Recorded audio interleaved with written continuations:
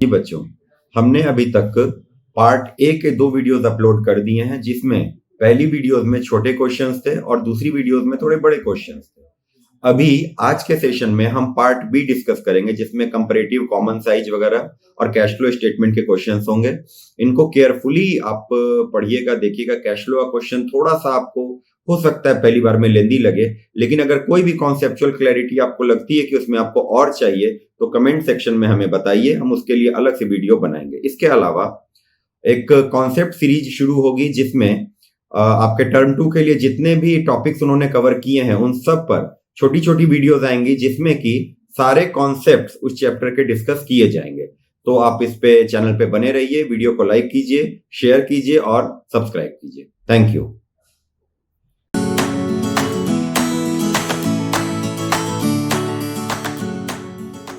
तो बताइए, लास्ट हमने कहां तक कर लिया था? पार्ट ए पूरा कर लिया था, पार्ट ए के छोटे क्वेश्चंस भी और पार्ट ए के बड़े क्वेश्चंस भी। देखा था? नहीं देखा था? कहां देखा था? व्हाट्सएप पे लगाया तो वो देखा था। पक्का? अच्छा चलो फिर ठीक है। तो अब एक काम करते हैं, पार्ट बी कर लें। पार्ट बी में क्या है, आपको ऑप्शन आता है। ऑप्शन मतलब या तो ये बना लो या फिर क्या कर लो, कंप्यूटराइज वाला। ये तो ये मत करना, इसमें दिक्कत आएगी, अलग अलग चीज, नया नया चीज पढ़ना पड़ेगा। तो एक काम करते हैं, इसके बजाय फिलहाल के लिए ये वाला पढ़ लेते हैं। ओके चलो, थोड़ा थोड़ा सा बैकग्राउंड मटेरियल इसका कर लेंगे, जो आपको लगता है इंपॉर्टेंट होगा, दूसरा क्वेश्चन बनाने में हेल्प करेगा। अदरवाइज क्या करेंगे, फटाफट से जितनी जरूरी चीजें उतना करेंगे। पहला देखिए क्या कहता है, 2 नंबर का। पहले बताओ, 2 नंबर का अगर है तो कितना मिनट टाइम देना है इसमें? 2 मिनट का है तो कितना मिनट? 2 नंबर का है तो कितना मिनट समय? सर लगभग 6 मिनट। 1 नंबर पे 3 मिनट, तो 2 नंबर पे 6 मिनट। ठीक है, ये देखिए, state whether the following transactions will result in inflow, outflow और no flow of cash while preparing cash flow statement. यानी पैसा आएगा या पैसा जाएगा, या पैसा न तो आएगा ना जाएगा। ये समझ में आया कि नहीं? क्या बोल रहा है? इनफ्लो मतलब पैसा आ रहा है, आउटफ्लो मतलब पैसा जा रहा है, नो फ्लो मतलब ना आ रहा है ना जा रहा है। देखिए, decrease in outstanding employee benefits by 3000। बताइए क्या होगा? Decrease in outstanding employee benefit. तो पहले यह समझ लेते हैं, आउटस्टैंडिंग इंप्लॉय बेनिफिट का मतलब क्या है। यह बेसिकली सर कुछ नहीं है, आउटस्टैंडिंग सैलरी की बात कर रहा है। इंप्लॉय बेनिफिट का मतलब क्या होता है? Salary, wages, bonus, commission. आप अपने इंप्लॉय को कुछ भी देते हो, वो किस में कवर हो जाता है? इंप्लॉय बेनिफिट में। ठीक है, तो उसमें डिक्रीज हो रहा है। और दूसरा एक कह रहा है क्या, increase in current investment by 6000। 2 चीज कह रहा है। चलिए दोनों एक एक करके समझ लेते हैं। सबसे पहली चीज तो पहला वाला देखते हैं, उसके बारे में क्या है। अगर आपको याद आ रहा हो, एक हमने कॉन्सेप्ट डिस्कस किया था, आदित्य वाला कॉन्सेप्ट डिस्कस किया था, अगर याद आ रहा हो तो। आप लोग थे उस क्लास में? देख लेते हैं, अभी मैं बताता हूं। देखो फिर हमने क्या डिस्कस किया था। करेंट, देखो ये अगर नॉर्मल सी बात करते हैं, ये अगर अपना बैलेंस शीट है, ओके, बैलेंस शीट। बताइए कैश कहां पे होता है? एक हो गया लॉन्ग टर्म लायबिलिटी, एक हो गया करेंट लायबिलिटी, एक हो गया लॉन्ग टर्म एसेट्स, एक हो गया current assets. Long term liability भी बोलते हैं, या इसको नॉन करेंट लायबिलिटी भी बोलते हैं। लॉन्ग टर्म एसेट भी बोलते हैं, या इसको क्या बोलते हैं? Non current assets. और कैश जो होता है वो करेंट एसेट्स के अंदर होता है। कैश करंट एसेट्स में आता है। ठीक है, अब ये जो है पुराना तरीका है, जो हमने 11th में पढ़ा था। 12th में ये तरीका नहीं है। 12th में हमने क्या तरीका पढ़ना है? ऐसे वर्टिकल वाला, याद है? ऐसे पहला, दूसरा, इक्विटी एंड लायबिलिटीज, ठीक है, एसेट्स, ये वगैरह सारी चीजें। तो भी आप क्या देखोगे, करंट लायबिलिटी आपको यहां पे होगा और करंट एसेट्स आपको यहां पे होगा, और करंट एसेट्स के अंदर आपको क्या मिलेगा? कैश वगैरह मिलेगा। ठीक है, ये बात समझ गए? अब देखो समझने वाली बात क्या है। एक जनरल नियम ये कहता है, जनरल नियम, कि अगर करंट एसेट का कोई भी चीज इंक्रीज कर रहा है तो वो कैश को डिक्रीज करेगा। करंट एसेट्स के अंदर की कोई भी चीज क्या हो रही है? इंक्रीज कर रही है, तो वो कैश को क्या करेगा? डिक्रीज करेगा। और अगर ये डिक्रीज कर रहा है तो ये कैश को इंक्रीज करेगा, यानी उल्टा उल्टा इफेक्ट आएगा। और अगर करंट लायबिलिटी की बात करते हैं तो इसमें देखिए, अगर ये इंक्रीज होगा तो ये भी इंक्रीज होगा। कौन? कैश, और अगर ये डिक्रीज होगा तो कैश भी क्या होगा, डिक्रीज होगा। ये बात समझ में आई? पहले एक बार लिख लेते हैं, फिर इसको क्रॉस चेक करके देखते हैं। जैसे देखो फॉर एग्जांपल, अगर तुम्हारे पास डेटर्स, बोलो डेटर्स क्या, करंट एसेट या करंट लायबिलिटी? बोलिए, करंट एसेट्स है, ये एसेट्स है डेटर्स। अगर ये मान लो मेरे पास 15,000 का था और अभी 17,000 का हो गया है, या छोड़ो कम कर लेते हैं, कम कर लेते हैं, डेटर्स हमारे पास 15,000 से 10,000 हो गया है। बताएंगे क्यों हुआ होगा? डेटर्स मेरा कम क्यों होगा? उन्होंने हमको 5,000 दे दिया होगा, यही एक पॉसिबल रीजन समझ में आता है। तो यानी डेटर से हमको पैसा मिला, अगर पैसा मिला तो बोलो कैश बढ़ेगा या घटेगा? कैश हमारा इंक्रीज करेगा। तो आप नोटिस कर रहे हैं डेटर्स हमारा क्या हो रहा है, डिक्रीज कर रहा है, तो कैश हमारा क्या हो रहा है, इंक्रीज कर रहा है। ठीक है, अच्छा कोई और लेते हैं एग्जांपल, स्टॉक।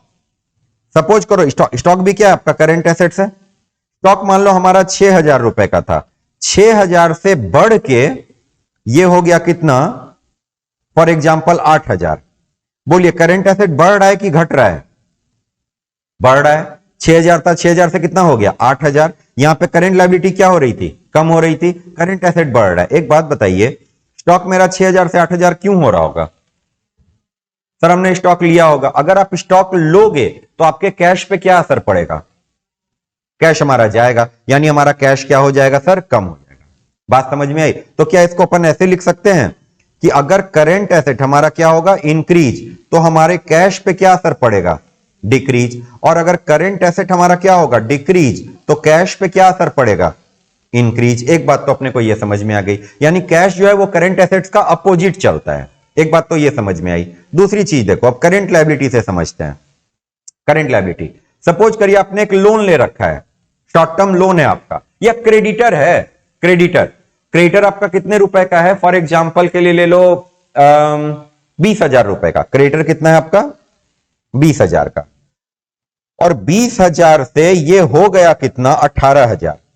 बताओ क्यों हुआ होगा,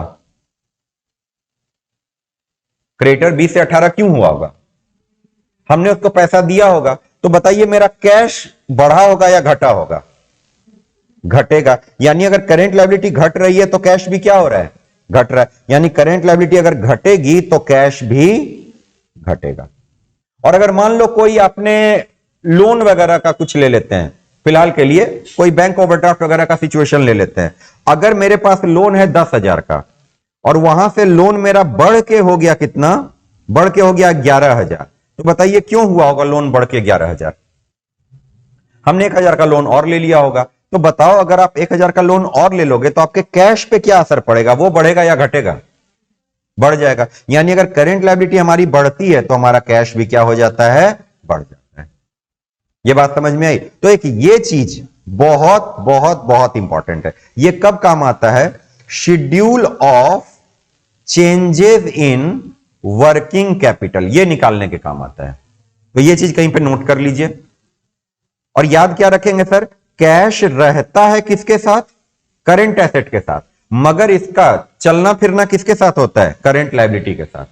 और अब जिनके साथ रहता है उनके अगेंस्ट चलता है। ये देखो, ये अगर बढ़ रहा है तो ये घट रहा है, और ये अगर घट रहा है तो ये बढ़ रहा है, मगर करंट लायबिलिटी के बिल्कुल साथ साथ चलता है। अगर ये इंक्रीज करेगा तो ये भी इंक्रीज करेगा, ये डिक्रीज करेगा तो ये भी डिक्रीज करेगा। तो पहली इंपॉर्टेंट बात हमें ये निकल के आ गई। बोलिए कोई ऐतराज इसमें यहां तक? ये छोटे क्वेश्चन में भी काम आएगा, बड़े क्वेश्चन में भी काम आ जाएगा। चलिए फिलहाल इसको हटाते हैं, इसको तो मिटा दें पहले, उसके बाद आप इसको देखो, इसको लिख लो।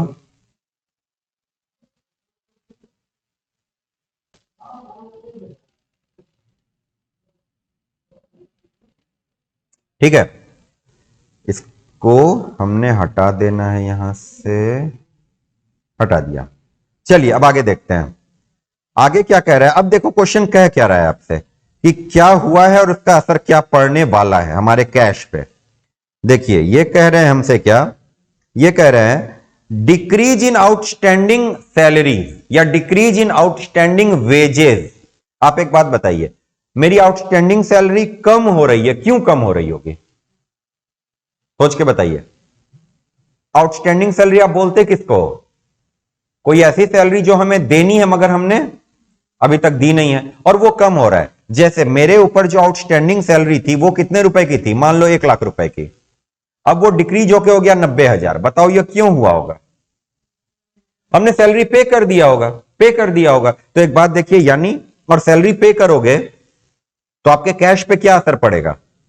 घटेगा। यानी अगर डिक्रीज इन करेंट लायबिलिटी हो रहा है तो आपका कैश का क्या होगा बताइए? Out flow. तो 1 नंबर आपको यहां पे मिल गया। अगर आपका करंट लायबिलिटी डिक्रीज कर रहा है तो क्या हो रहा है?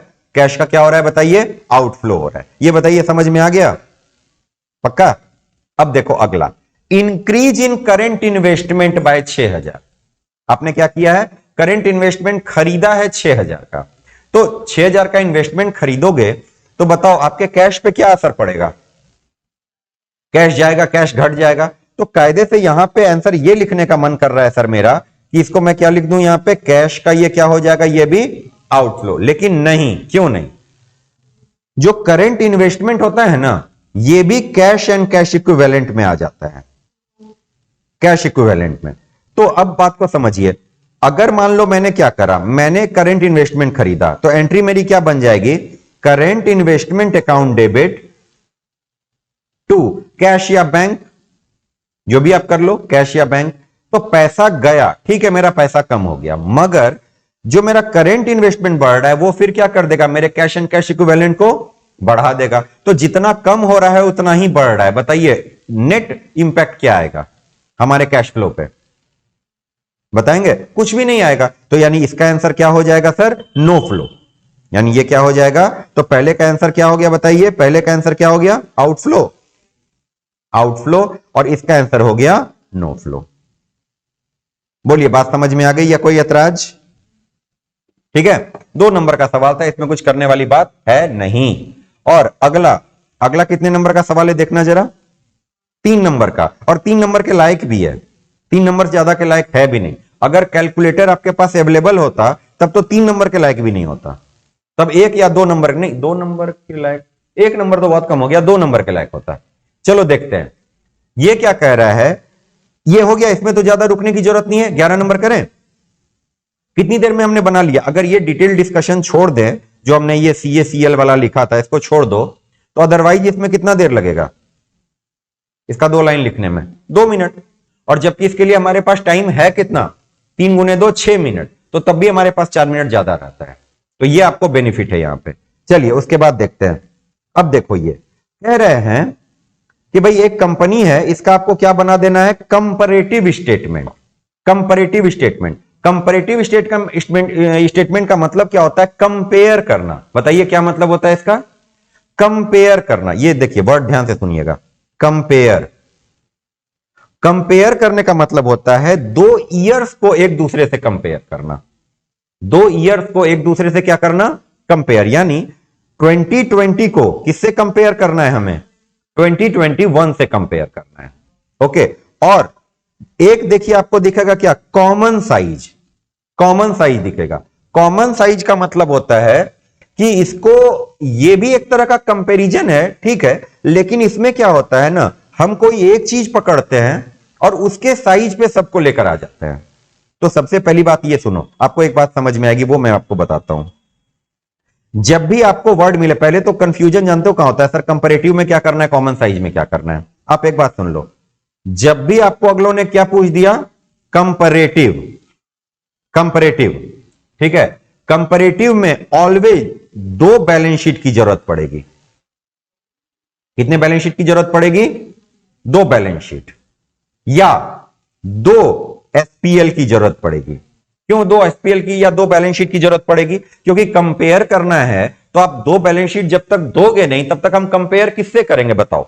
अगर हमने ये 2020 का दे दिया, अब कंपेयर करने के लिए हमारे पास एक होना चाहिए ना, या 2021 को कंपेयर करना है तो किससे कर रहे हैं? 2020 से कर रहे हैं। तो यानी कंपैरेटिव बनाने के लिए क्या जरूरी है? हमारे पास 2 साल का डेटा जरूरी है। मगर मगर मगर कॉमन साइज बनाने के लिए इन्होंने, ठीक है, 2 साल का डेटा दे रखा है, बट दोनों साल का अलग अलग बनेगा। अगर आप ये ना भी दो, ये देखो, ये ना दो, कोई बात नहीं। तो अभी हमें देखो क्या मिला हुआ है, सिर्फ 2021 का मिला हुआ है, कोई बात नहीं, हमको इसकी जरूरत ही नहीं है, जरूरत ही नहीं है। वो हमसे ये बोलेंगे कॉमन साइज आप बना दो कब का? 2021 का हम बना देंगे, कोई प्रॉब्लम वाली बात नहीं है। क्योंकि इसमें क्या है ना, ये वर्टिकल काम होता है। इसमें कैसा काम होता है बोलो? वर्टिकल काम होता है। ये देखो ऐसे ऐसे जो ऐसे करके होता है इसी को वर्टिकल बोलते हैं ना। तो ये वर्टिकल एनालिसिस है, समझ रहे हो? और इसमें देखिए कैसे एनालिसिस हो रही है, तो इसको हम लोग बोलते हैं हॉरिजॉन्टल एनालिसिस। बात समझ में आई? तो ये वाला ज्यादा आसान है, फटाफट से कर लो। करना क्या है वो मैं भी आपको बता रहा हूं। करना क्या है, प्रेजेंटेशन थोड़ा ऊपर नीचे भी रहेगा तो मैनेज कर लेना। कॉन्सेप्ट समझने पे हम लोगों को क्या करना है, ज्यादा ध्यान देना है। ये देखिए कंपैरेटिव बनाते हैं भाई। कंपैरेटिव में देखिए क्या करना है, सबसे पहले पार्टिकुलर्स वगैरह मैं इसी के बगल में बना दूं, कोई दिक्कत वाली बात तो नहीं। ये देखिए एसपीएल बनाना आता है अपने को? अगर एसपीएल बनाना आता है तो एसपीएल का प्रयोग यहां पे करते हैं। बताइए एसपीएल में क्या क्या चीज लिखते हैं? सबसे पहले क्या लिखते हैं? याद आ रहा है किसी को? सबसे पहला क्या होता है? Revenue from operation.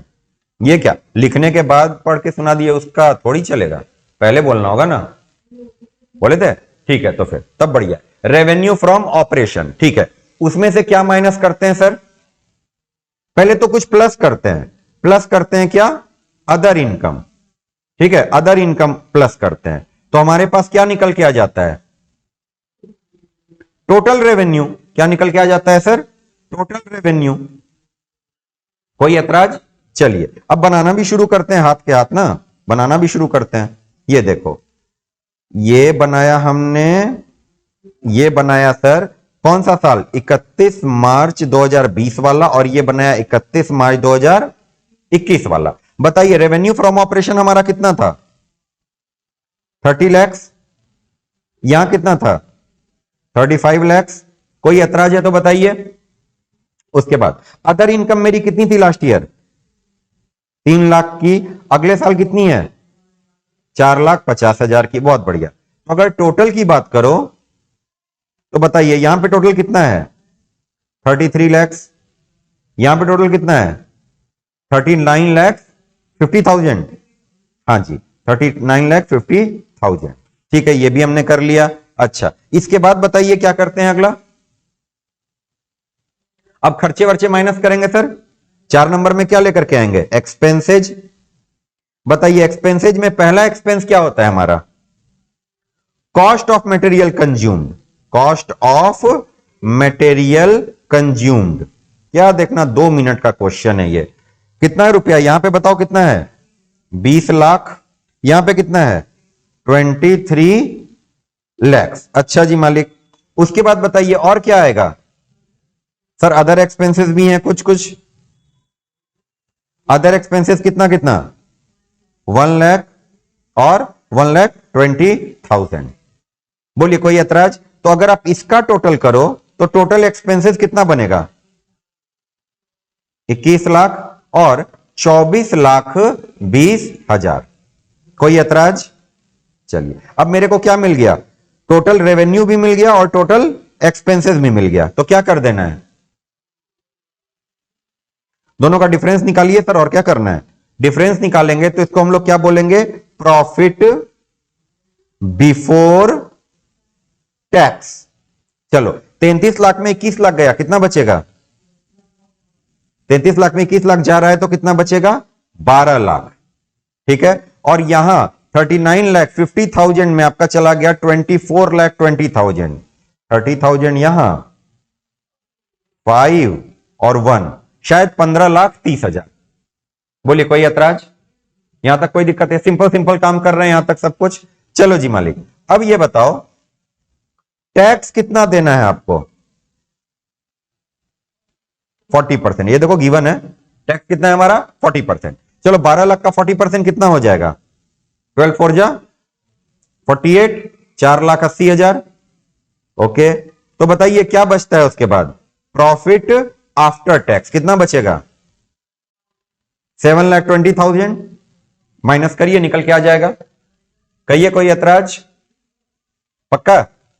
माइनस कर रहे हैं, कुछ नहीं कर रहे, सिंपल काम है। और इधर 15,30,000 का 40% कितना आएगा? करके देख लें। 15,30,000 एक और होगा ना? का कितना 40%, तो ये हो जाएगा सर 6,12,000। कितना रुपया? 6,12,000। तो माइनस कर दोगे तो आपका प्रॉफिट आफ्टर टैक्स निकल के कितना आएगा? ये माइनस करो 12, 18 और इधर कितना हो जाएगा 9 और 6 15 ना, 9,18,000। पहले बताइए यहां तक में क्या दिक्कत लग रही है? यहां तक में क्या लग रहा है कि सर दिक्कत कर सकता है हमें? बताओ। नहीं तो आगे बढ़े, बढ़े क्या? ठीक है, अब आपको क्या करना है सर? कंपेयर करना है। क्या करना है बताओ? कंपेयर। तो आपका ये वाला कैटेगरी, इसको एक चीज मैंने यहां पे नहीं किया है, ये वाला कर लेते हैं जरा सा, हेडिंग में थोड़ा सा बेहतर काम कर लें तो बढ़िया रहेगा। इसको हेडिंग दे देते हैं ए, इसको दे देते हैं बी। ओके, ये वाला कब का हो गया सर? 31 मार्च 20 और ये हो गया सर 31 मार्च 21। चलो सी, सी बराबर लेके चलो बी माइनस ए। सी का क्या मतलब हो गया सर? बी माइनस ए। इसको हम लोग बोलते हैं एब्सोल्यूट चेंज। क्या बोलते हैं? Absolute change. कि सर ये कम हुआ है या बढ़ा है? कम हुआ है या बढ़ा है? एक बात देखिए, रेवेन्यू फ्रॉम ऑपरेशन पहले कितना था, अब कितना हो गया? तो क्या बढ़ा है कि कम हुआ है? सर इंक्रीज हुआ है। कितने रुपए का? 5 लाख का। चलो, अदर इनकम 3 से कितना हो गया? 450। क्या हुआ है? सब इंक्रीज ही हो रहा है सर इस बिजनेस में। तो टोटल रेवेन्यू बोलिए कम हुआ है कि ज्यादा हुआ है? कितना? 6,50,000। उसके बाद देखिए expenses, cost of material consumed पिछली बार कितना था, अब कितना हो गया? 23 हो गया। तो ये भी क्या हो गया है सर? 3 लाख रुपए ज्यादा हो गया है। ठीक है, उसके बाद देखिए आपका अदर एक्सपेंसेस, ये कितना हुआ है? 20,000 ज्यादा हुआ है। तो यानी टोटल मिलाकर के क्या ज्यादा हो गया? 3,20,000। बोलो कोई ऐतराज? उसके बाद profit before tax, profit before tax कितना था? 12 लाख और हो गया कितना? 15,30,000। कितना ज्यादा हो गया? 3,30,000। कोई ऐतराज? उसके बाद देखिए टैक्स, टैक्स 480 से 612 हो गया, घटा करके देखिए कितना आता है? 1,32,000। तो आपका जो प्रॉफिट आफ्टर टैक्स है वो 1,98,000 क्या हो गया? ज्यादा हो गया। 1,98,000 ज्यादा हो गया। बात समझ में आ गई? यहां तक, यहां तक भी बोलो कोई दिक्कत? बस अब क्या करना है? अगला आपका रहेगा डी। डी होता है परसेंटेज चेंज। डी क्या होता है? Percentage change. और फार्मूला बड़ा सिंपल सा है, क्या? सी बाई ए इंटू 100। मालूम है। और करना क्या है बताओ? सी में कितना है? 55 लाख था ना, 5 लाख अपॉन में 30 लाख। तो एक काम करो ना, सबको लैक्स में ले लो ना। 5 लाख अपॉन में 30 लाख इंटू 100, ये जितना निकल के आता है लिख दो। यहां पे क्या करेंगे आप? ये कितना है? 1.5 लाख। 1.5 लाख अपॉन में कितना? 4 लाख या 3 लाख? 3 लाख इंटू 100। नीचे बताइए कितना हुआ है? 6.5 लाख अपॉन में 33 लाख इंटू 100। बस यही काम कर देना है आपको। सर अगर आप तो ठीक है कैलकुलेटर से देख के बना दोगे, एग्जाम में हमें कैलकुलेटर नहीं दिया फिर हम क्या करेंगे? कुछ नहीं करना, यहां तक तो कर सकते हो, इस पे भी आपको काफी नंबर मिल जाएंगे। हाँ ठीक है, कौन करेगा? इतना संभव ही नहीं है करना। जितना हो पाए उतना कर दीजिए, नहीं हो पाए छोड़ दीजिए। क्या करेगा आदमी इसमें? जान थोड़ी दे देंगे। आगे देखिए कितना हो जाएगा? 3 लाख अपॉन में बोलिए 20 लाख इंटू 100, ये कितना हो जाएगा? 20,000 है ये तो, यानी 0.2 लाख अपॉन में 1 लाख इंटू 100। अगला तुम्हारा कैलकुलेशन थोड़ी चेक कर, अगला ये चेक कर रहा है तुमको आता है कि नहीं आता है। अगर आता है तो उसको कोई प्रॉब्लम नहीं है। अगला देखिए कितना हो जाएगा? 3.2 lakh divided by 21 lakh into 100, 3,30,000 है ना ये, तो 3,30,000 divided by 12 lakh into 100, 1,32,000 divided by 4,80,000 multiplied by 100, और फाइनली सर 1,98,000 डिवाइडेड बाय कितना 7,20,000 मल्टीप्लाइड बाय 100। ये करके आप परसेंटेज निकाल दो, आपके 3 नंबर आ गए। और देखो 3 नंबर क्वेश्चन के लिए कोई एक्सपेक्ट नहीं करेगा, क्या एक्सपेक्ट नहीं करेगा कि आप सबको बैठ के कैलकुलेट करो, पॉसिबल नहीं है। अगर कैलकुलेटर होता ना तो भी निकालने में दिक्कत आती, अगर कैलकुलेटर होता तो भी निकालने में दिक्कत आती। ठीक है, तो आप इतना बना दो, उनको खुशी मिल जाएगी, आपको नंबर वो दे देंगे। कोई ऐतराज बताइए कि आगे बढ़े। हमने क्या किया, कुछ नहीं किया। देखो लास्ट ईयर इतना था, समझना, लास्ट ईयर था 3 लाख, अभी हो गया, सॉरी लास्ट ईयर था 30 लाख, अभी कितना हो गया 35 लाख। सर बढ़ा है कि घटा है, किसके कंपैरिजन में, लास्ट ईयर के कंपैरिजन में। इसलिए मैंने क्या बोला, कंपैरेटिव बनाने के लिए कम से कम 2 साल का डेटा होना जरूरी है, क्योंकि अगर 2 साल का डेटा ही नहीं होगा तो आप किस साल से कंपेयर करोगे। जैसे मैंने बोला कि इस साल मेरा जो रेवेन्यू है वो 35 लाख है, बताओ कम है कि ज्यादा, तो आप क्या बताओगे, बताओ कम की ज्यादा, आप क्या बोलोगे, आप कहोगे हमको क्या मालूम। पहले तो ये बताओ कि पिछले साल कितना था। अगर पिछले साल 40 लाख था तो हम बोलेंगे कम है, अगर पिछले साल 30 लाख था तो हम बोलेंगे ज्यादा है। बात समझ में आई। तो ये कंपैरिजन हो गया, किसमें किसमें कंपैरिजन, 2 ईयर्स के बीच में कंपैरिजन। ठीक है, लेकिन कॉमन साइज, जब कॉमन साइज, देखो मैं आपको एक बात बोल देता हूं, एकदम याद करने का तरीका, कंपैरेटिव, कंपैरेटिव और एक वर्ड क्या है, कॉमन साइज। ये बताइए कंपैरेटिव में एक शब्द है या कॉमन साइज में एक शब्द है। कॉमन साइज में तो बीच में हाइफन भी लगेगा ना, कॉमन साइज, कॉमन अलग वर्ड है, साइज अलग वर्ड है। और कंपैरेटिव क्या है, एक ही शब्द है। बोलिए कोई ऐतराज। तो याद रखना, अगर शब्द एक है तो साल 2 चाहिए, और अगर शब्द कितने हैं 2, तो हमें ईयर कितना चाहिए, 1 चाहिए। याद रहेगा, इतनी सी चीज याद रख सकते हैं। अगर एक ही शब्द का पूछा गया है तो हमको कितने साल की जरूरत है, 2 साल की जरूरत है। और अगर 2 शब्द का क्वेश्चन पूछा गया है तो हमें कितने साल की जरूरत है, 1 साल की जरूरत है। बोलिए ये समझ में आ गया या कोई ऐतराज, पक्का। तो हमने सर कंपैरेटिव पढ़ लिया, अब जल्दी से क्या पढ़ लें बताओ, कॉमन साइज पढ़ लेते हैं। आओ देखें कॉमन साइज में क्या करते हैं, याद है कुछ, किसी एक को बेस लेते हैं, याद आ रहा है कि नहीं आ रहा। जैसे अगर एसपीएल बनाएंगे तो किसको बेस ले लेंगे सर, रेवेन्यू फ्रॉम ऑपरेशंस को। और अगर ये बनाएंगे क्या कहते हैं, हाँ बैलेंस शीट, तो बेस ले लेंगे किसको, टोटल को बेस ले लेंगे। बस हो गया, और तो करना ही नहीं है कुछ, और तो कुछ करना ही नहीं है। तो लो भाई बना लेते हैं। अब क्या बनाने वाले हैं हम लोग, कॉमन साइज। कॉमन साइज बनाने का मतलब देखो यहां कितने वर्ड हैं, कॉमन और साइज 2 वर्ड हैं। तो अगर 2 वर्ड हैं तो कितने सारे हमको बैलेंस शीट की जरूरत पड़ेगी, 1 की जरूरत पड़ेगी। यानी अब सर हमको तो 2 दे रखा है, फिर क्या करें, क्या करें बताइए। कुछ नहीं सर, 2 बार अलग अलग बनाना पड़ेगा, 20 का अलग बनेगा, 21 का अलग बनेगा।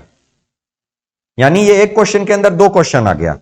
तो मैं आपको एक सजेशन दूंगा हमेशा, अगर आपको यहां पे 2 ईयर गिवन है, ठीक है, और यहां पे भी मान लो 2 ईयर गिवन है, तो मैं सजेस्ट करूंगा आप ये वाला बना लो, कंपैरेटिव। क्यों, कंपैरेटिव में क्या होगा, इन दोनों को कंपेयर करो और आपका आंसर बन के तैयार। यहां पे अगर 2 साल का दे दिया तो यहां पे 2 अलग अलग क्वेश्चन हो गए। बेसिकली ये एक ही क्वेश्चन के अंदर 2 अलग अलग क्वेश्चन है। ये अपने आप में एकदम अलग क्वेश्चन है, ये अपने आप में एकदम अलग क्वेश्चन है। बोलिए बात समझ में आई। तो बताओ मैं कौन सा साल बना दूं, 1 साल मैं बना देता हूं, 1 साल आप लोग बना लेना। कौन सा वाला ईयर बना लें, 2020 बना लें। चलिए चलिए तो देखते हैं। अब हम लोग क्या बना रहे हैं sir, common size. Common size, common size में देखिए क्या है, जैसे मैं आपको बना के दे रहा हूं कौन सा, 31 मार्च 2020 वाला। कोई ऐतराज कहिए।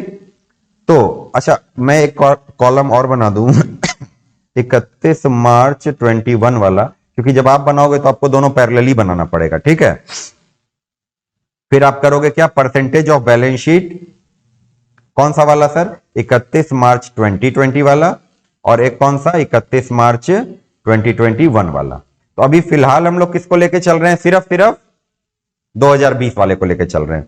पहला काम क्या करो, पहला काम करो इसको कॉपी कर दो, पूरे का पूरा कॉपी कर दो। ये देखो क्या है, इक्विटी एंड लाइबिलिटीज, उसके अंदर क्या दे रखा है, शेयर होल्डर फंड, उसके अंदर क्या दे रखा है, शेयर कैपिटल, कितना 30,50,000। फिर देखो रिजर्व एंड सरप्लस कितना 2,80,000। चलो फिर देखो क्या कहता है आपसे, करेंट लाइबिलिटी, उसके अंदर क्या है, ट्रेड पेबल, कितना, चलो तो टोटल कितना हो गया 40 लाख रुपए। ये यहीं से देख करके लिख रहे हैं, ठीक है। उसके बाद देखिए पार्ट 2 पे आते हैं, एसेट्स। नॉन करेंट एसेट्स के अंदर फिक्स्ड एसेट्स के अंदर टेंजिबल एसेट्स कितने रुपए का 16 लाख। इनटेंजिबल एसेट्स कितने रुपए का 2 लाख। कुछ नहीं कर रहे अभी, सिर्फ कॉपी कर रहे हैं और कुछ भी नहीं कर रहे। उसके बाद देखिए अगला क्या रहेगा हमारे पास, करेंट एसेट्स, उसके अंदर क्या, इन्वेंट्रीज कितने रुपए का 8 लाख। ट्रेड रिसीवेबल कितने रुपए का, और कैश एंड कैश इक्विवेलेंट कितने रुपए का 2 लाख। बताइए टोटल कितना बन गया 40 लाख रुपया। बोलिए कोई ऐतराज, ठीक है।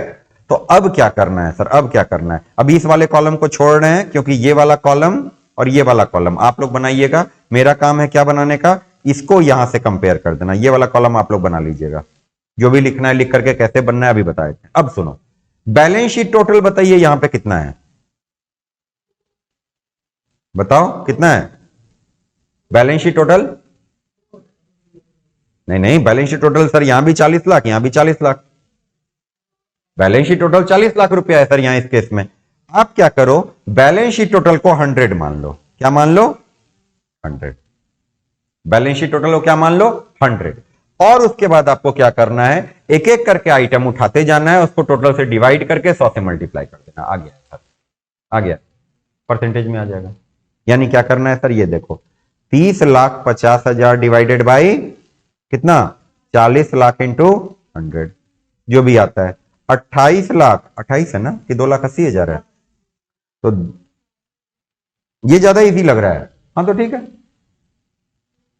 हाँ तो ये भी सही है। अगर आपको ये इजी लगता है तो ये भी सही है। ये कितना है बताओ 2,80,000 अपॉन में 40 इंटू 100। यहां देखो 6.7 अपॉन में 40 इंटू 100, निकाल के देख लेना कितना आ रहा है। यहां कितना 16 अपॉन में 2 लाख अपॉन में, फिर देखो 8 लाख अपॉन में 40 इंटू 100, 12 लाख अपॉन में 40 इंटू 100, और फाइनली कितना 2 लाख अपॉन में 40 इंटू 100। बन गया आपका क्वेश्चन। और यही सेम टू सेम काम आपको किसमें करना है 21 में भी करना है। बोलिए बात समझ में आ गई, हो गया हमारा कॉमन साइज और कंपैरेटिव दोनों बन गया। बताओ क्या सोचना था इसमें, ये भी हमने कर लिया। 5 नंबर आ गए हमारे। अब क्या बच रहा है सर, अब बच रहा है ना कैश फ्लो। असली खेल तो अभी बाकी है, अभी तक तो टाइम पास किया हमने। यहां तक में पहले बता दीजिए, कुछ पूछना है बोलो, पक्का जाए कैश, हाँ बोलो।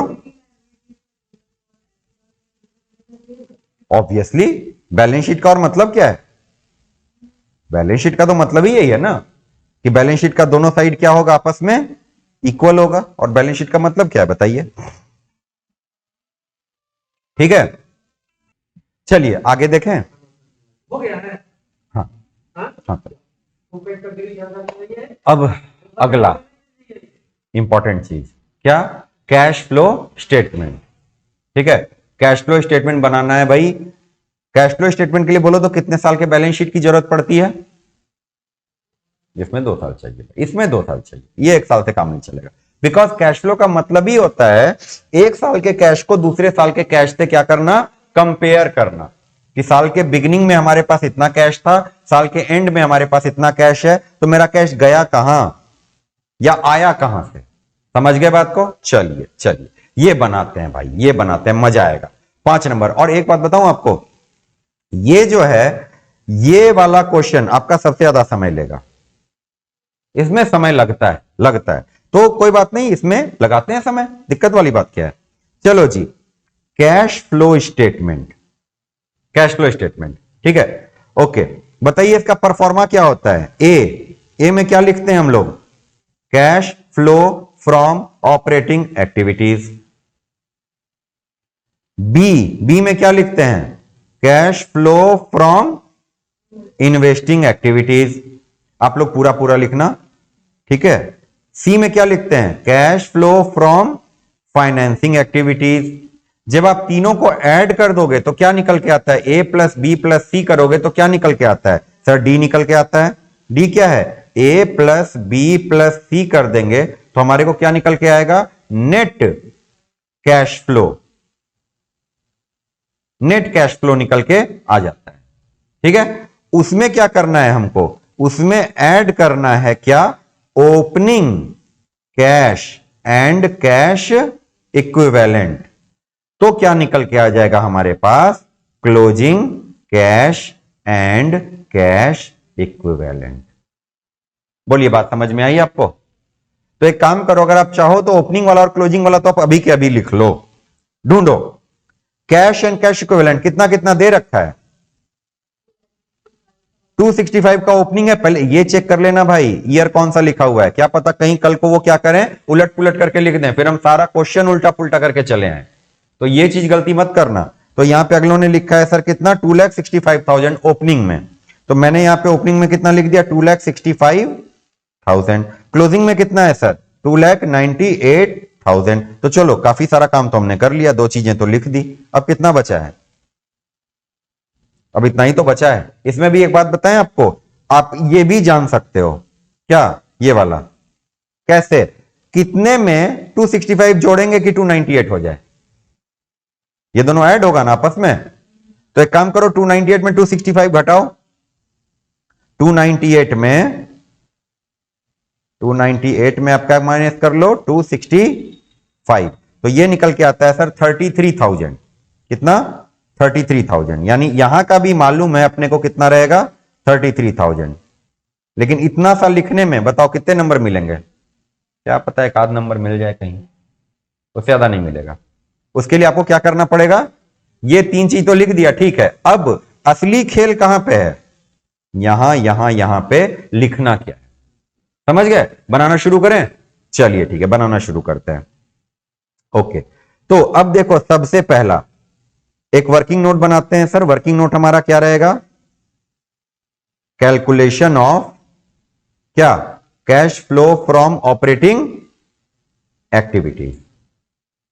बनाए, चलो एक बात बताइए, cash flow from operating activity की शुरुआत कहां से होती है, cash flow from operating activity की शुरुआत कहां से होती है, बताइए, किसी को याद है, एनपीबीटी से। क्या बात है सर, एनपीबीटी से शुरुआत होती है, अच्छा। और एनपीबीटी कैसे निकालते हैं,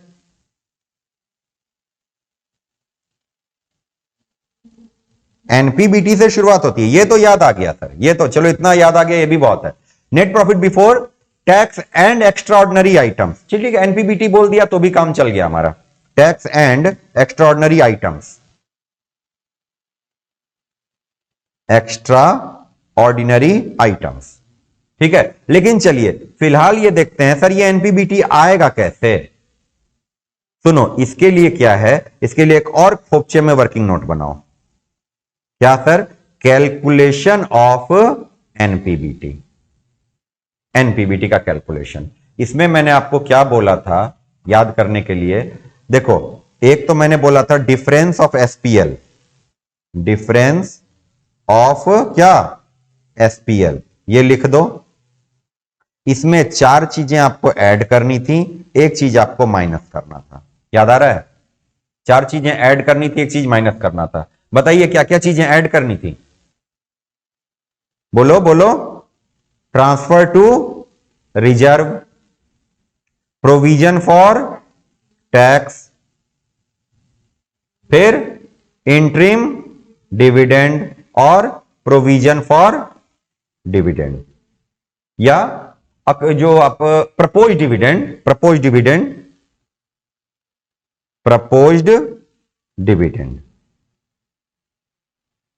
अब सिर्फ एक बात बता दो, यहां तक तो मैंने बता दिया, एक बात आप बता दो सर, प्रोविजन फॉर टैक्स कौन से साल का और प्रपोज्ड डिविडेंड कौन से साल का?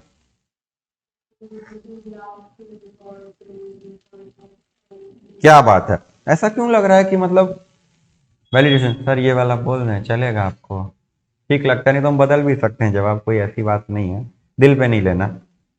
प्रोविजन फॉर टैक्स कौन से साल वाला सर? करंट ईयर वाला, ठीक है, हाँ बोलो ना। और प्रपोज डिविडेंड प्रीवियस ईयर। और नीचे क्या क्या आपको माइनस कर देना ये बताइए? कोई इनकम टैक्स रिफंड, ये आपको माइनस कर देना। आपका क्या निकल के आ जाएगा? NPBT। फिलहाल के लिए इतना लेकर चलते हैं, ठीक है, एक एक करके देखना शुरू करो। ये देखिए क्या कह रहा है, सबसे पहले ये देख लो, हाँ, इक्विटी एंड लायबिलिटीज, उसके अंदर शेयर कैपिटल, उसके अंदर रिजर्व एंड सरप्लस। कितना दे रखा है रिजर्व एंड सरप्लस? अच्छा, पीछे वाला क्वेश्चन आ गया, ये वाला कर लेते हैं फिर। और बताइए इसमें कितना रिजर्व एंड सरप्लस है? और क्लोजिंग कितना है सर? 3,70,000। उसके सामने क्या लिखा हुआ है? 1 लिखा हुआ है। तो चलो 1 से पूछते हैं, भाई तुम क्या कहना चाहते हो? देखो 1 क्या कहना चाहता है, रिजर्व एंड सरप्लस के नीचे क्या लिखा हुआ है? एसपीएल। ओपनिंग में कितना, क्लोजिंग में कितना, यानी साल के दौरान हमने कमाया कितना? 20,000। 370 में 350 गया कितना? हमने साल के दौरान कितना कमाया? 20,000 रुपए। ये आप यहां पे लिख दो, और जो जो करते जा रहे हो उसको टिक भी करते जाना, नहीं तो क्या होगा, वो चीज दोबारा से आ जाएगा। तो हमने यहां पे लिख दिया डिफरेंस इन एसपीएल कितना? 20,000, यानी सर हमने 20,000 रुपए कमाया है, बात खत्म। ओके, अब सुनिए, ट्रांसफर टू रिजर्व जरा खोजो तो है क्या कहीं? रिजर्व एंड सरप्लस में देखो तो कोई ट्रांसफर टू रिजर्व दिख रहा है? सर है ही नहीं, ऐसे भी देखने तो भी नहीं मिलेगा, क्योंकि है ही नहीं। क्योंकि रिजर्व एंड सरप्लस में तो सिर्फ एक ही चीज है, क्या? एसपीएल, ठीक है। तो यानी यहां पे बताओ मैं क्या लिखूं? 0, कुछ भी नहीं है sir, not applicable. Provision for tax current year का, चलो ये ढूंढते हैं सर। पहले बताओ प्रोविजन फॉर टैक्स मिलेगा कहां? बताइए जनाबे हाजरीन, कहां मिलेगा प्रोविजन फॉर टैक्स? वाह, ये ढूंढ करके ले आए नोट्स पे, कर सर वहां मिलेगा, हमको तो मालूम है। अरे भाई शॉर्ट टर्म प्रोविजन में मिलेगा, शॉर्ट टर्म प्रोविजन में देखो कितना दिया हुआ है, 325, और 325 से 320। तो अभी हमको नहीं मालूम कि ये हुआ कैसे, तो इसके बारे में जानकारियां कौन देगा? वाह, कितना सुंदर जवाब, मोतियों जैसे शब्द। सर 4 नंबर, तो 4 नंबर पे जाके देखते हैं ना। सर वही तो हमने भी बोला। चलो अच्छा, रिजर्व एंड सरप्लस को हमने ये कर लिया, इसको भी टिक कर देते हैं भाई, ठीक है। अब चलो जाएंगे कहां पे हम लोग? 4 नंबर की तरफ। चलो। हाँ, 4 नंबर मिला। देखो तो 4 नंबर में क्या कहा है इन्होंने? 325 है कौन सा? Previous year. और 320 कौन सा है? Current year. मिल रहा है क्या? अच्छा, इसके अलावा कुछ इनकम टैक्स पेड है क्या इनका? अरे सर एक इंफॉर्मेशन यहां भी है, इनकम टैक्स पेड। यहां पे 2 बात सुनो ध्यान से, यहां पे 2 मिनट के लिए मौन रखेंगे उन बच्चों के लिए जो यहां पे क्या करके चले आएंगे, पुराना वाला पेड नया वाला मेड। ये जनरल नियम है। जनरल नियम क्या है? बोलो एक बार। पुराना वाला पेड नया वाला मेड, पुराना वाला पे करेंगे नया वाला बनाएंगे, समझ रहे हो? ये चलता कैसे है सुनो। पिछले साल हमने वादा किया था निर्मला ताई को कितना देने का? 3.25 लाख रुपया देने का। कितना देने का? 3.25 लाख रुपया, 3,25,000। इस साल का हमारा कमिटमेंट क्या है बोलो? 3,20,000 का। तो खाली कमिटमेंट ही करते रहोगे कि पेमेंट भी करोगे? कितना? इसको मैं ढक दे रहा हूं, ये अभी आपको नहीं दिख रहा। अब बोलो कितना? ये ढक दिया, मतलब ये है ही नहीं यहां पे। ये है ही नहीं, तब बताइए कितना। एक वर्ड फिर से लाइन बोलो, पुराना वाला पेड, नया वाला मेड। इसका मतलब हमने पे कितना किया, 3,25,000। ठीक है, ऐसा नहीं कि हम आप लोगों को हिंट दे रहे हैं कि आपको क्या बोलना है, लेकिन फिर भी आंसर बताओ कितना, 3,25,000। ठीक है, देखो अपने मन से बोला आपने। ठीक है, अच्छा तो सर होता क्या, ये कहानियां चलती कैसे हैं कि जो हमने पिछला वादा किया है वो हम इस बार दे देंगे, और जो वादा हम इस बार कर रहे हैं वो हम अगली बार दे देंगे। समझ गए, ध्यान से सुनिए। अगर ये लाइन नहीं गिवन होती, ये लाइन नहीं होती यहां पे, तो जानते हो क्या करते। अभी साक्षी आपने क्या बोला था, कौन से वाले साल वाला ऐड कर देना है, करेंट ईयर। करेंट ईयर का देखो कितना है, 3,20,000। मैं यहां पे क्या कर देता, 3,20,000 लिख के चला आता, और राजी खुशी घर पे आके क्या बोलता, सर क्वेश्चन सही बन गया। और उसके बाद क्या होता, गलत होता, शुरुआत ही गलत हो जाती। क्यों, क्योंकि सर एक खतरनाक लाइन यहां पे गिवन है, ये वाली लाइन। तो ये लाइन पूरा का पूरा डायमेंशन क्या कर देगा, चेंज कर देगा। एक छोटा सा लेजर बना लो आप, एक छोटा सा लेजर, एक छोटा सा लेजर बना लेते हैं। क्या, प्रोविजन फॉर टैक्स अकाउंट। क्या बना रहे हैं हम, प्रोविजन फॉर टैक्स अकाउंट। चलो भाई, पुराना प्रोविजन कितने का है हमारा, 3,25,000 का। तो हमने क्या कर दिया, यहां पे लिख दिया बाई बैलेंस बीडी, कितने रुपए का, 3,25,000। प्रोविजन है ना सर, क्रेडिट बैलेंस होता है इसका। नया वाला बैलेंस सीडी कितना है बताइए, 3,20,000। अब सुनिए, एक बात अगलों ने और कही है हमसे, क्या, ये देखो, ये अब मेरे सर के पीछे चला गया था, अभी आ गया। अगलों ने ये कहा है हमसे कि सर हमने जो पे किया है वो कितना पे किया है, कहां गया कहां गया कहां गया, tax paid during the year 2,80,000। Tax पे करोगे, क्या एंट्री पास करोगे, पैसा आएगा या जाएगा, जाएगा। तो आप यहां पे क्या लिखोगे, to bank account income tax paid, कितना रुपया, 2,80,000। तो यहां पे आएगा बाय एसपीएल आपका क्या, मैं आपको क्या बोल रहा था, पुराना वाला पेड, नया वाला मेड। अगलों ने पेड ये बोल दिया तो हमको मेड अलग से निकालना पड़ेगा। करिए कैलकुलेट, 280 प्लस 320 कितना हो जाएगा,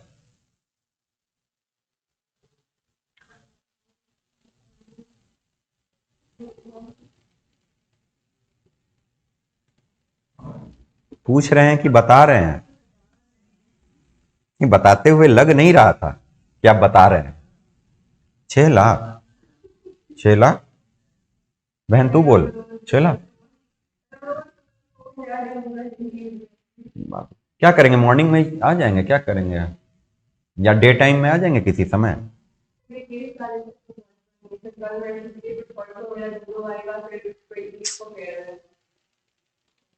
चलो फेयर वाले बेल वाले दिन आ जाना, क्या करोगे उसमें जाकर। अच्छा चलो, 6 में से 3.25 लाख गए, कितना बचा, 2,75। समझे, तो ये है पुराना वाला पेड और ये है नया वाला मेड। समझ गए बात को, चलिए चलिए चलिए। तो अब बताइए, ये नया वाला अगर मेड है तो यहां बताओ अब मुझे कितना ऐड करना पड़ेगा, 2,75,000। बोलिए, ये समझ गए। और interim dividend, interim dividend sir question में कहीं नहीं है, डिविडेंड का तो चक्कर ही नहीं है, 0। प्रपोज डिविडेंड, सर डिविडेंड का चक्कर ही नहीं है पूरे क्वेश्चन में, कहीं कुछ भी नहीं है, कुछ भी नहीं है, तो ये भी 0। और टैक्स रिफंड तो होता ही नहीं, कभी कभी नहीं होता। तो बताओ कितना बन गया, 20,000 और 2,75 कितना हो जाएगा, 2,95,000। तो आपको यहां एनपीबीटी चाहिए था ना, ये मिल गया कितना, 2,95,000। बोलो समझ में आया कि नहीं आया। और ये जो नया वाला, सॉरी पुराना वाला आपने पे किया है 280 का, इसको क्या करेंगे, याद है sir, cash flow from operating activity में सबसे लास्ट में जाकर माइनस करेंगे, सबसे आखिर में, एकदम आखिरी वाली लाइन से जस्ट पहले। तो ठीक है, अभी दिमाग के कोने में रख लेते हैं उसको, दिमाग के कोने में रख लेते हैं। चलिए भाई आगे देखते हैं, आगे क्या करना है। अब एक एक करके सारी चीजों को देखते चलो। अब आपको क्या करना है, अब कुछ दिमाग नहीं लगाना, पहले एडिशनल इंफॉर्मेशन पकड़ो, आपका मेन काम हो गया, मेजर काम हो गया आपका, अब कुछ नहीं करना। अब क्वेश्चन में एक एक करके देखो, एडिशनल इंफॉर्मेशन में टैक्स तो हमने पकड़ लिया, टैक्स पेड है, इसको अभी डाल दो पेंडिंग। क्यों पेंडिंग डाल दो सर? क्योंकि ये हम डिडक्ट करेंगे, कब डिडक्ट करेंगे? एट द एंड ऑफ क्या? Cash flow from operating activity. ठीक है भाई, चलिए अब सुनिए, डिवेंचर को रिडीम किया गया 1 अप्रैल 2020 को, तो जिसके बारे में बात हुई है उसको जाकर के पकड़ो। डिवेंचर डिवेंचर डिवेंचर कहां होगा डिवेंचर? सर डिवेंचर होता है लॉन्ग टर्म बोरोइंग में। कहां होता है? लॉन्ग टर्म बोरोइंग में। लॉन्ग टर्म बोरोइंग के सामने क्या लिखा हुआ है? Note number 2। चलो जी मिल के आते हैं नोट नंबर 2 से। नोट नंबर 2 क्या कहता है? 10% डिवेंचर है सर, जो साल के शुरू में था 4 लाख का, साल के अंत में कितना हो गया? 2 लाख का। तो अगर साल के शुरू में कोई चीज 4 लाख की थी, अभी 2 लाख की हो गई, इसका क्या मतलब है? हमने इसका क्या कर दिया होगा? हमने इसको पे कर दिया होगा, इसका रिडम्पशन कर दिया होगा। तो रिडम्पशन कर दिया है, बताओ क्या प्रीमियम ऑन रिडम्पशन के बारे में कुछ कहा है क्वेश्चन ने? नहीं। तो हम लोग क्या मान के चलेंगे? सर एट पार हुआ है। क्या हुआ है? At par. तो हमारे पास से कितने रुपए गए? 2 लाख। तो वर्किंग नोट एक और बनाओगे आप, क्या? Calculation of cash flow from investing activity, और एक क्या बनेगा? Calculation of cash flow from financing activity. ठीक है, बताइए रिडम्पशन ऑफ डिवेंचर, कितना रुपया चला गया आपका? 2 लाख रुपया चला गया, हमने आउटफ्लो में लिख दिया। 2 लाख रुपया गया है, हमने क्या कर दिया? आउटफ्लो में लिख दिया। कोई ऐतराज? अच्छा, उसके बाद देखते हैं, उसके बाद देखिए क्या, उसके बाद देखिए, उसके बाद डिवेंचर का रेट कितना है सर? 10%। डिवेंचर का रेट है हमारा 10%। तो 10% डिवेंचर है, और देखो डिवेंचर का रिडम्पशन हुआ कब है? 1 अप्रैल 2020 को। 1 अप्रैल 2020 मतलब कौन सा दिन? ओपनिंग दिन या क्लोजिंग दिन?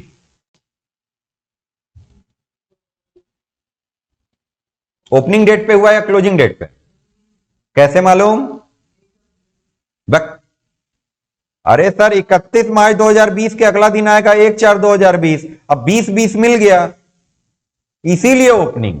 अभी अगर मैं यहां पे लिख दूं 1/4/2021, तो आप 21 तक तो जाओगे ही नहीं। आप क्या देखोगे? 1 अप्रैल। सर 1 अप्रैल तो ओपनिंग होता है।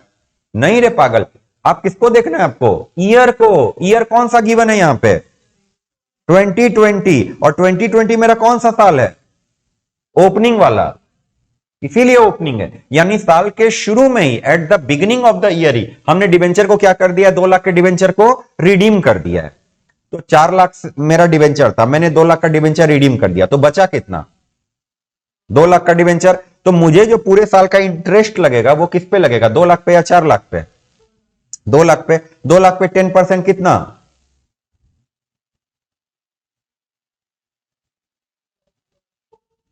30,000। 2 लाख का 10% 20,000 है ना? तो 2 लाख का 10% 20,000, हमारा कितना इंटरेस्ट गया? 20,000। चलो 11th में अगर आप इंटरेस्ट पे करते थे तो उसको घटाते थे या जोड़ते थे? इंटरेस्ट अगर है तो उसको घटाओगे कि जोड़ोगे? घटाएंगे। मगर 12th में हमने क्या सीखा? कि डिवेंचर पे इंटरेस्ट देना is not an operating activity, this is a financing activity. अब समझ रहे हैं? अब समझ रहे हैं? अब आप समझना शुरू कर गए। ठीक है, तो अब हमको क्या करना पड़ेगा भाई? यहां पे ऐड करेंगे। क्या ऐड करेंगे? Interest on debentures. कितना रुपया? 20,000। रीजन क्या है सर? क्योंकि ये फाइनेंसिंग एक्टिविटी है। क्या ये? Financing activity.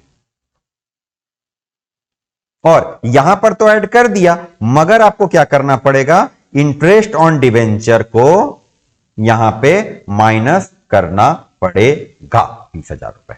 सर हमने एक काम कर दिया। कौन सा काम कर दिया? हमने डिवेंचर को भी निपटा दिया और डिवेंचर के इंटरेस्ट को भी निपटा दिया, हमने इसको भी निपटा दिया, इसको भी निपटा दिया। अब क्या करें? सर ये पूरा का पूरा खत्म हो गया, अब बैलेंस शीट में जो कुछ भी बचा है भाई एक एक करके निपटा लो। मैं सजेस्ट करूंगा पहले नोट्स टू अकाउंट को निपटा लो, नोट्स टू अकाउंट को निपटा लो। चलो देखते हैं, रिजर्व एंड सरप्लस कर चुके हैं? हाँ सर कर चुके हैं, देखो टिक लगा हुआ है। लॉन्ग टर्म बोरोइंग कर चुके हैं? हाँ जी सर अभी अभी किया। ट्रेड पेबल, भाई ट्रेड पेबल के लिए क्या करो, एक और नन्ना मुन्ना सा वर्किंग नोट बना लो, एक वर्किंग नोट बना लो। क्या? Schedule of changes in working capital. और अभी अभी बताइए हमने क्या सीखा था? करेंट एसेट अगर बढ़ेगा तो कैश घटेगा, करेंट एसेट अगर घटेगा तो कैश बढ़ेगा, करेंट लायबिलिटी बढ़ेगा तो कैश बढ़ेगा, और करेंट लायबिलिटी घटेगा तो कैश घटेगा। ये आपने सीखा था अभी अभी, बस इसको यूज कर लो ना भाई। देखो कहां गया कहां गया कहां गया, हाँ जी हाँ जी हाँ जी हाँ जी, ट्रेड पेबल। अब देखो 3 नंबर कर रहे हैं ना, तो यहां पे जहां 3 नंबर है उसको टिक कर दो। कहां गया कहां गया कहां गया, ये 3 नंबर, 3 नंबर। अब चूंकि 3 नंबर को तो हम हैंडल कर रहे हैं, तो यहां वाला 3 नंबर को अब दोबारा से हैंडल करने की जरूरत नहीं, ये अपने आप हैंडल हो गया। ठीक है चलो जी, ट्रेड पेबल में क्या है? क्रेडिटर, बताओ कितना था शुरू में? नहीं, क्रेडिटर 2,40,000। कितना है? नहीं दिख रहा? क्रेडिटर देखो 2,40,000 है, बिल्स पेबल है 1,20,000। ठीक है, क्रेडिटर कितना है आपका? 2,40,000। और 2,40 से कितना हो गया? बढ़ा है कि घटा है? बढ़ा। तो करेंट लायबिलिटी अगर बढ़ेगा तो कैश बढ़ेगा। सर कैश बढ़ गया बढ़ गया बढ़ गया, तो आप क्या लिखोगे? इंक्रीज इन क्या क्या था? क्रेडिटर्स, क्रेडिटर कितना रुपया? 20,000। चलो उसके बाद देखो अगला क्या है? बिल्स पेबल कितना था? 1,20, कितना हो गया? क्या हुआ है? कितना? 80,000। तो ये बढ़ा है तो कैश तो भी बढ़ेगा सर। इंक्रीज इन बीपी कितना? 80,000। सर हमने इसको भी निपटा दिया। ये कहां गया सर? ये भी कर दिया, ये भी कर दिया, ये भी कर दिया, ये भी कर दिया, खत्म। चलो जी, short term provision, provision for tax. Sir इसमें सब कुछ हो गया है, पूरा नहीं बोलेंगे हो गया। अभी पेमेंट ऑफ करेंट जो लास्ट ईयर टैक्स है वो बच रहा है अभी, अभी रुक जाओ। चलो जी चलो जी चलो जी, अब देखते हैं उसके बाद क्या। हाँ मशीन, मशीन के बारे में कुछ बोला है, क्या बोला है देखो जरा। टेंजिबल फिक्स्ड एसेट्स, मशीन भी दे रखा है और प्रोविजन फॉर डेप्रिसिएशन भी दे रखा है। बोलिए हमें क्या करना चाहिए? सर जब मशीन का भी अकाउंट दे रखा हो और प्रोविजन फॉर टैक्स का भी अकाउंट दे रखा हो, तो अच्छे बच्चे क्या करते हैं? एक लेजर बना लेते हैं। और क्या करना है? एक लेजर बना लेते हैं। ये लो मशीन अकाउंट और एक क्या? Provision for depreciation account. चलो मशीन अकाउंट का बोलो ओपनिंग कितना है?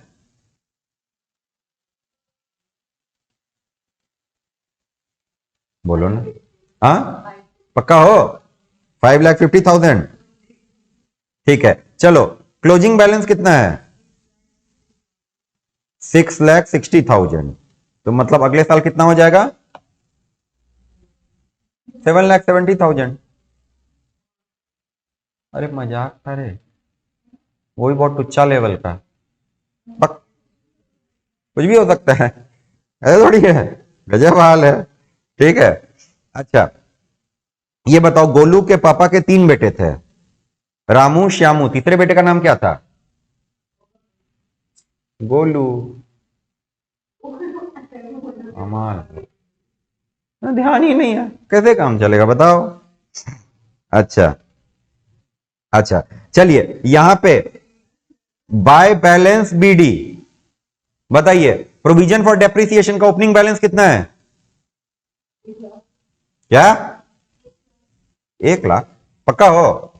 चलो फिर ठीक है, जब इतना कॉन्फिडेंस से बोल रहे हैं तो ठीक ही बोल रहे होंगे। 1,00,000 और बोलो। To balance CD 1,60,000। वैसे मैं आपको एक बात बोलूं, कोई एसेट हमने बेचा गया खरीदा है क्या? पूरा क्वेश्चन देख लो। अगर नहीं बेचा खरीदा होगा तो इसको नहीं भी बनाएंगे, काम चल जाएगा। देख लो कहीं भी कोई एसेट बेचने खरीदने की इंफॉर्मेशन नहीं सर, एडिशनल इंफॉर्मेशन में होती तो हमको पहले ही दिख गई होती, यहीं पे होता ना, अगर होता भी तो कहां होता, एडिशनल इंफॉर्मेशन में होता, वहां तो है नहीं, वहां के अलावा कहीं और हो नहीं सकता, तो सर आप क्यों हमारा काम बढ़ा रहे हो? एक काम करो, इसको रहने दो आप।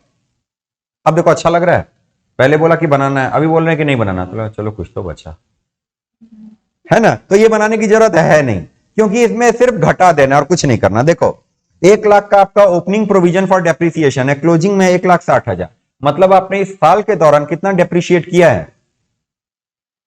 इस साल का डेप्रिसिएशन कितना है? ये देखो ओपनिंग में 1,00,000, क्लोजिंग में 1,60,000, तो मतलब हमने कितना किया होगा? 60,000 किया होगा।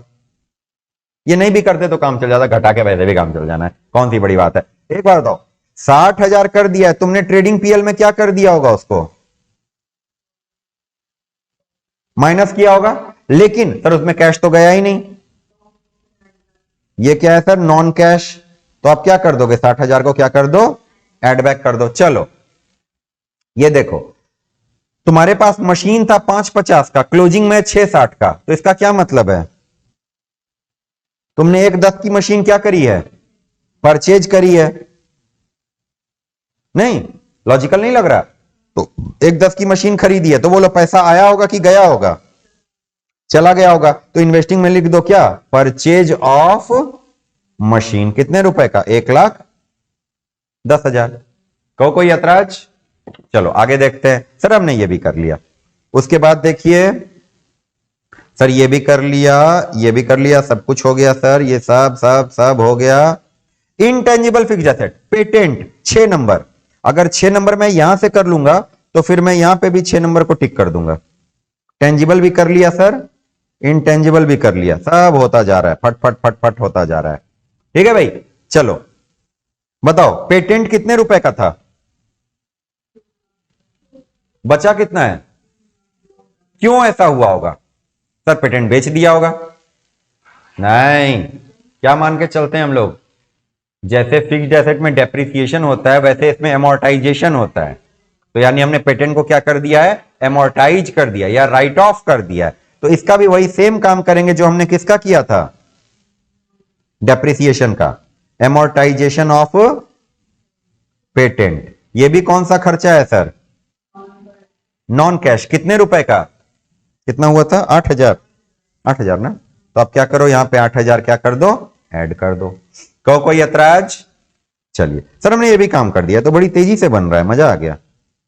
अब सर इसमें तो कुछ भी नहीं बचा, हमने इसको भी निपटा दिया, हमने इसको भी निपटा दिया, सब निपटा दिया, सब कुछ तो हो ही गया। बचा क्या है?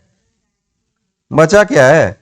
लॉन्ग टर्म बोरोइंग भी हम कर चुके हैं ना, डिबेंचर वगैरह कर चुके हैं, शेयर कैपिटल अभी नहीं किया है, शेयर कैपिटल नहीं किया था। अब देखो जो जो बचा है, क्या क्या बचा है, अब एक तरफ से इसको देखना शुरू करो। शेयर कैपिटल ओपनिंग में कितना है? क्लोजिंग में कितना है? इसका क्या मतलब है? क्यों ऐसा है? हमारा कैपिटल क्यों बढ़ गया है? सर हमने कैपिटल इशू किया होगा, फर्दर कैपिटल इशू किया होगा। कितने रुपए का? 2,30,000 रुपए का। बोलो पैसा आएगा कि जाएगा? आएगा। तो आप क्या कर दो, फाइनेंसिंग एक्टिविटी में issue of equity share capital. कितना रुपया? 2,30,000। बोलिए कोई ऐतराज?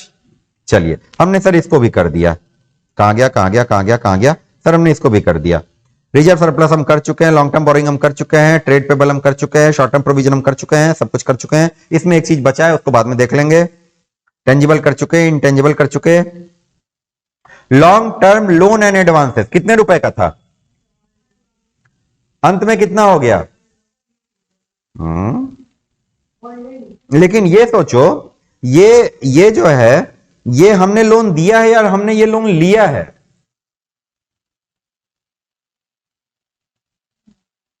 इतना सा बता दो बस। लोन तो सुन के क्या लग रहा है? लिया होगा। क्यों? अरे एडवांस छोड़ो, एसेट साइड में लिखा हुआ है,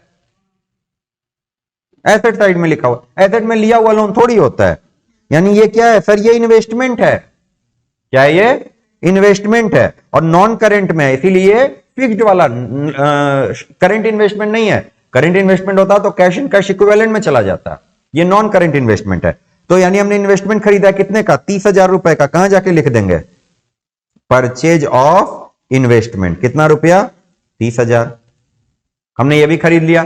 चलो सर हमने ये भी काम कर दिया, कहां गया कहां गया, सर हमने ये भी काम कर दिया। अब क्या है, ले सर कैश वाला भी हमने लिख ही दिया था। दो चीजें बची हैं, इन्वेंट्री और ट्रेड रिसीवेबल। क्वेश्चन खत्म।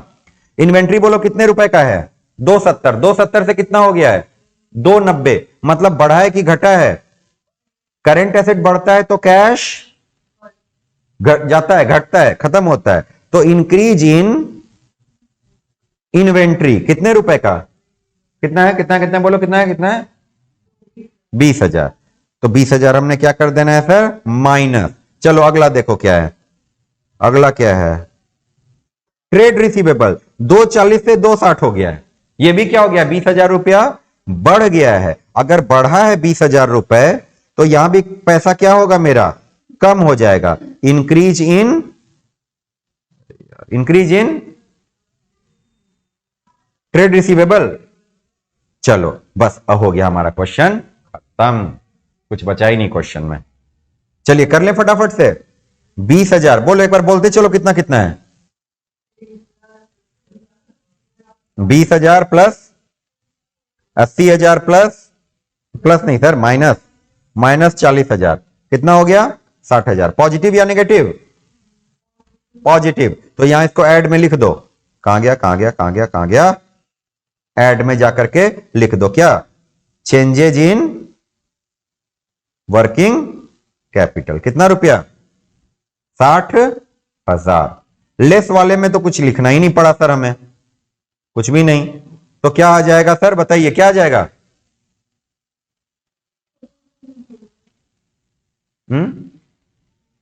एक काम करो, रुको एक सेकंड रुको, ये लो। हाँ क्या कह रहे हैं बोलिए, लेस वाली तो कोई चीज है ही नहीं। तो हमारा पहले क्या आ जाएगा, कैश फ्रॉम ऑपरेटिंग एक्टिविटीज या ऑपरेटिंग प्रॉफिट, जो भी बोल लो आप, operating profit before working capital changes. क्या बोलेंगे, operating profit before working capital changes. बताइए कितना आ जाएगा, 2,95,000 था मेरे पास, प्लस कितना 20,000, प्लस कितना 60,000, प्लस कितना 8,000।